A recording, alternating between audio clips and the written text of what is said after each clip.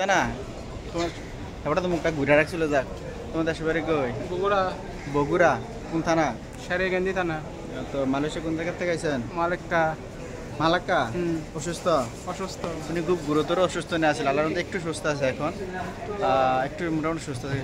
ওনার বিচার নিয়ে গেছিলেন না কেমনে? না, বিচার ছিল না। যাক, ওনারে আমার সাথে কত তারিখ গেছিলেন? মঙ্গলবারে। আজকে হইলো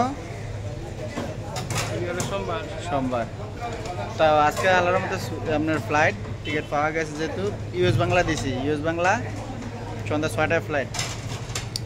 কোনো সমস্যা হয়েছে না আমার কাছে? না, কোনো সমস্যা হয়নি। থাকার সমস্যা হয়েছে? না, থাকার সমস্যা, খাওয়ার সমস্যা নেই। খাওয়ার সমস্যা আছে? খাওয়ার সমস্যা আছে? খাওয়া নিজের টাকা দেখাই দিও।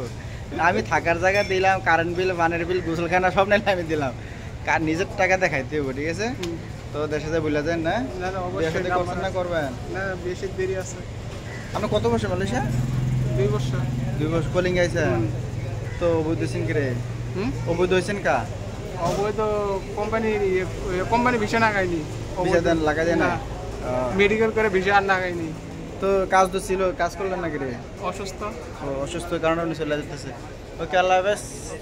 ওকে, বাই।